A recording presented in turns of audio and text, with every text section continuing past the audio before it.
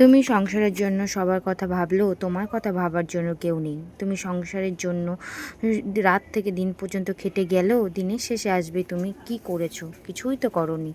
আমার সাথে যদি একমত হও তাহলে ছোট্ট একটি কমেন্ট করে আমাকে জানিও। শুভ সকাল বন্ধুরা। আজকের সকালটা শুরু হয়েছিল ওই ছেলের স্কুল যাওয়া নিয়ে, কারণ ছেলে মর্নিং স্কুল, ওকে ওর 7টার মধ্যে স্কুলে ঢুকিয়ে দিতে হবে, তাই জন্য আমাকে উঠতে হয় 5টার সময়। উঠে ওকে রেডি করা মানে একটা বাচ্চাকে ঘুম থেকে তোলা, যেহেতু ছোটো মানুষ ওরা অত তাড়াতাড়ি উঠতে পারে, ওকে ওঠা ওই নিয়ে আমার অনেকটা সময় কেটে যায়। তারপরে ওকে রেডি করিয়ে তারপরে ওকে স্কুলে দিয়ে আসলাম। স্কুলে দিয়ে এসে ঘরে এসে বিছানাটা গুটিয়ে নিলাম, কারণ বাসি বিছানা ওকে শুধু যাওয়ার আগে আমি ঘরটা ঝাড় দিয়ে গেছিলাম।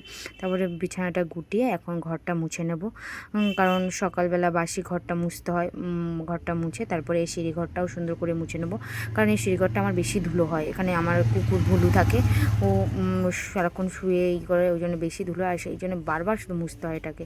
মুছে টুছে নিয়ে এবার যাব স্নানে, তারপরে পুজো আছে, তারপরে ছেলে আসবে, তারপর রান্না বান্না আছে, অনেক কাজ।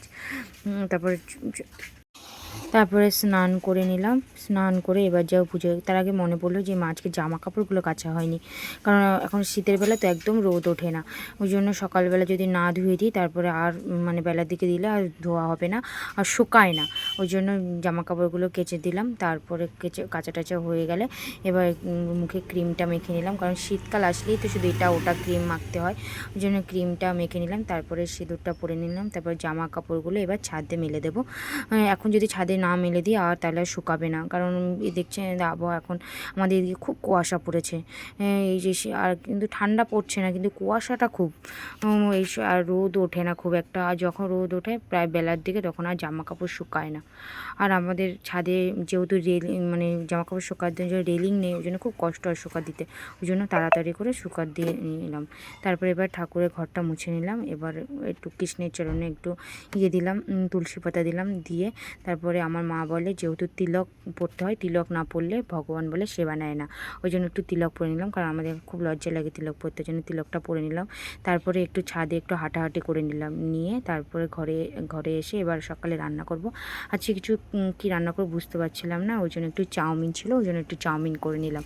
আমার ছেলে চাউমিন খেতে খুব ভালোবাসে, আমিও ভালোবাসি, কিন্তু আমার বর ভালোবাসে না, ওই জন্য ও কিছু খায়নি। ওকেও একটু দিয়েছি কিন্তু ততটা খায়নি, ওই জন্য আমি আর আমার ছেলের জন্য আজকে চাউমিন ভাজিলাম। ও যেহেতু ভেজিস খায় না, ওই জন্য একটু গাজর ফাজর দিয়ে চাউমিনটা বানিয়ে নিলাম। এই চাউমিনটা দেখে আমার স্কুল জীবনের কথা মনে পড়লো। আমরা যখন ছোটো ছিলাম আমার মা স্কুলে যাওয়ার আগে এইরকম শুধু গাজর আর আলু দিয়ে চাউমিন দিত। তোমরা কারা কারা এরকম স্কুলে চাউমিন নিয়ে যেতে? আমার তো খুব ভালো লাগতো, ওই জন্য আমার ছেলেকেও মাঝে মাঝে স্কুলে আমি ওকে চাউমিনটা করে দিই। তারপরে ছেলে স্কুল থেকে চলে আসলো, এসে তারপরে দুপুরে রান্নাবান্না করলাম। মাছে করছি পেঁয়াজ কলি আলু ভাজা আর ডিমের ঝোল করেছি, আর মাছের মাথা দিয়ে করেছি ডাল। আমার ছেলে মাছের মাথা দিয়ে ডাল খেতে খুব ভালোবাসে, ওই জন্য মাছের মাথা দিয়ে ডালটা করলাম। আর ও যেহেতু ডিম খায় না, ওই জন্য ভাজাটা করলাম, ও ওই দিয়ে খেয়ে নেবে। তারপরে ঘরে এসে জামা কাপড়গুলো অনেকগুলো জামা কাপড় রয়েছে। আমার সবথেকে জামা কাপড় গুছাতে বেশি কষ্ট, কাচতে আমার কষ্ট লাগে না, কিন্তু গুছাতে, ওই জন্য ছেলেকে ড্রয়িং করাচ্ছিলাম, আঁকছিল, ও আঁকতে আঁকতে আমি জামা কাপড়গুলো মানে গুছিয়ে নিলাম, কারণ আমি না থাকলে ও ড্রয়িং করবে না, ড্রয়িং করলাম। আজকে ভিডিওটি এইটুকুই।